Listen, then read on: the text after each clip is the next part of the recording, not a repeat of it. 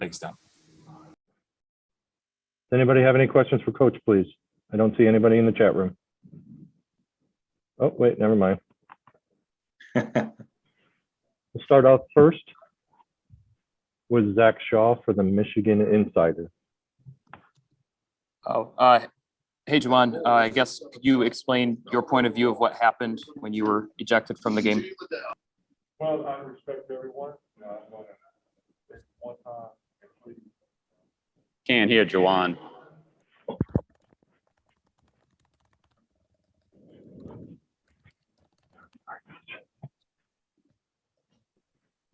Testing 1, 2.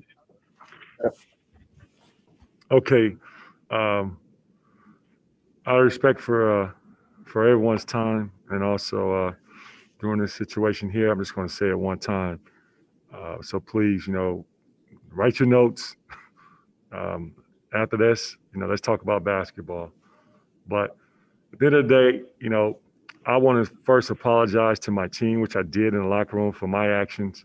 That's not the way how you handle situations like that on adverse moments.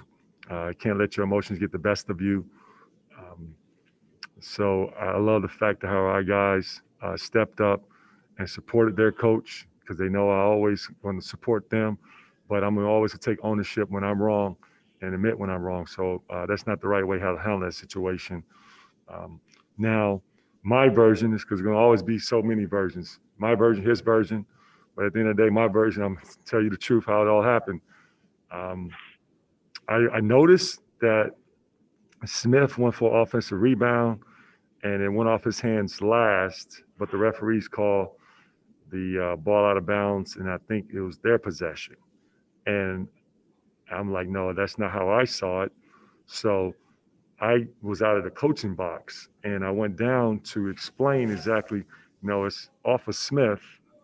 And it's tough to communicate when it's loud, and also you have mask on. So Turk saw that I was out of the box. He telling the referee, look at my feet, I'm out of the box. And I'm like, oh, come on, man. This is what we're doing today. You worried about my feet being out of the box. And so he said to me, Juwan, I'm not going to let you talk to me. You don't talk to me ever again. And he charged at me. And that right there, I don't know how you guys was raised, but, how I was raised, by my grandmother and also by Chicago, because I was raised by Chicago and I grew up in the South Side.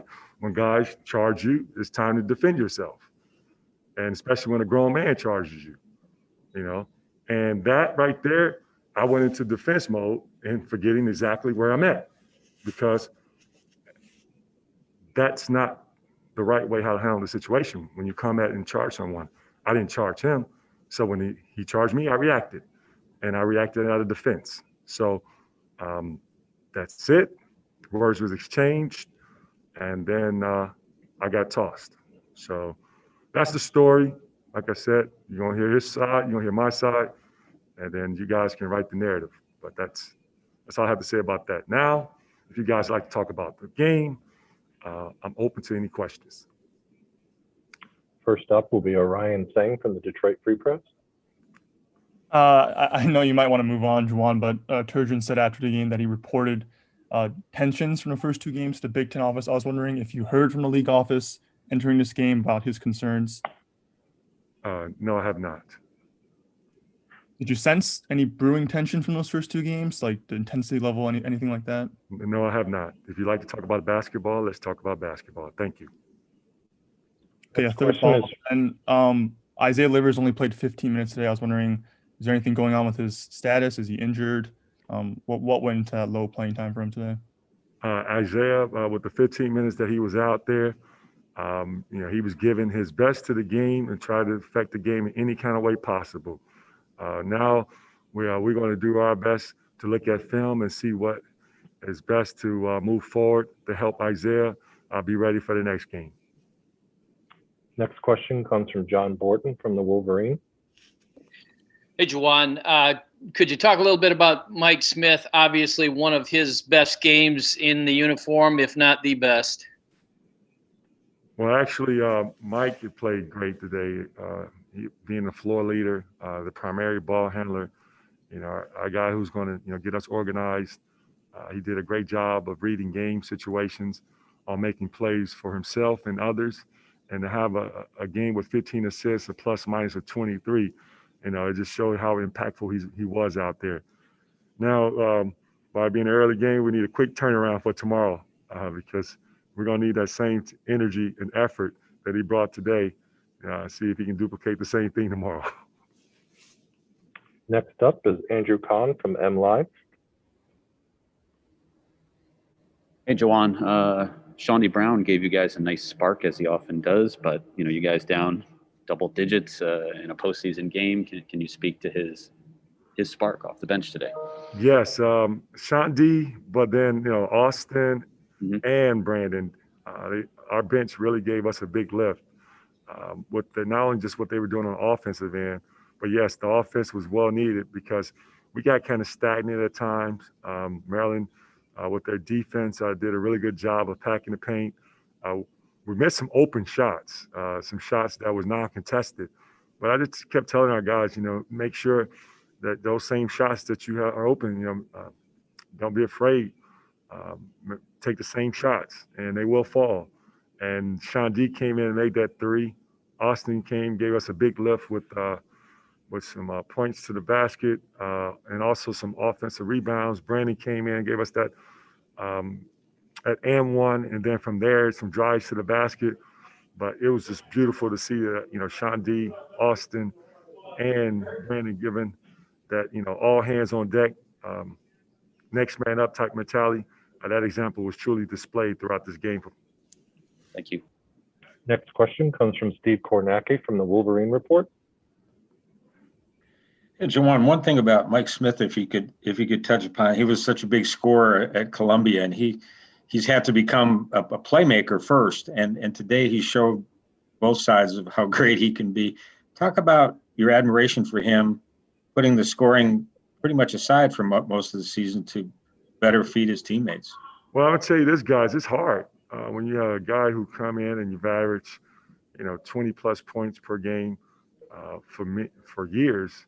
When you've been a primary scorer for your team, and then you're actually in a different role to adjust to a role that we have more, obviously, scoring power out there, and your role is going to change where you can be more of a facilitator, but then at the same time reading game-like situations on when to be aggressive as a point guard. That's not an easy adjustment to make, but it says a lot about Mike's character and about how he's, want to set winning and put winning first and the team first before his own individual stats. But today, Mike displayed a mixture of both, and it was a great performance.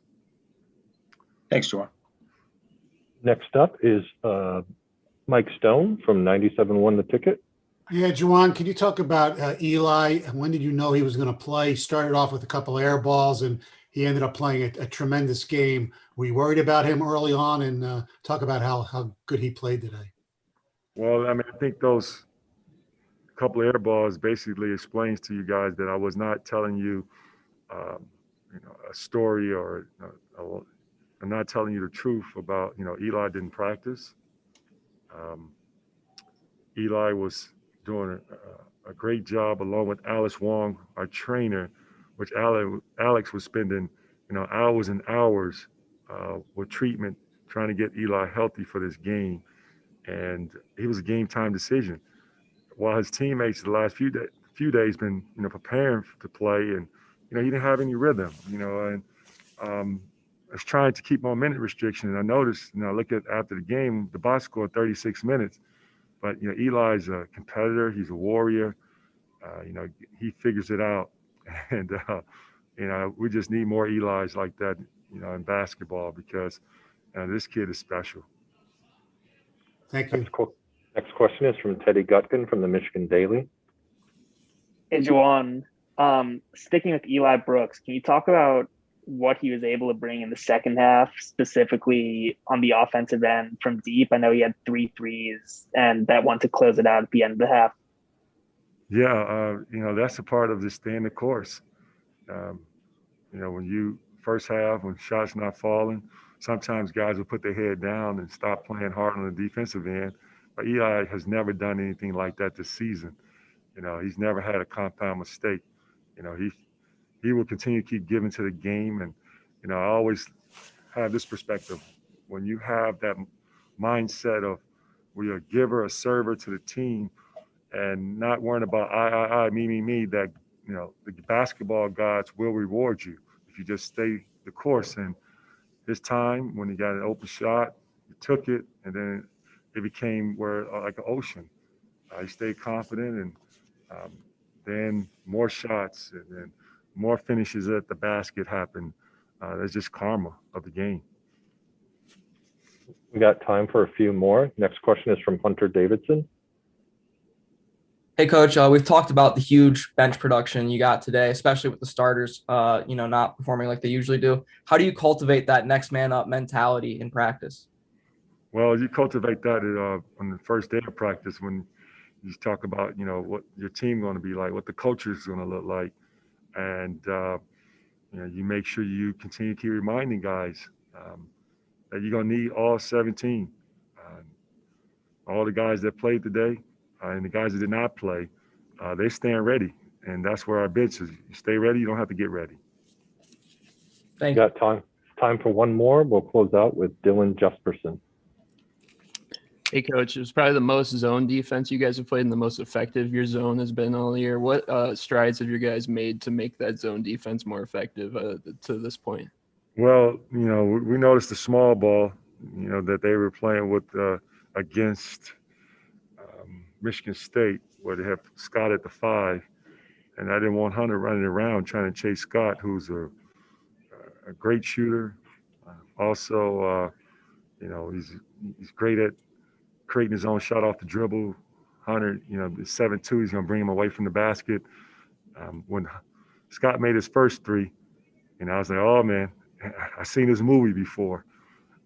It's time to junk it up a little bit with our zone. And, you know, I'm not the type of always love to play zone, but I got out of my comfort zone.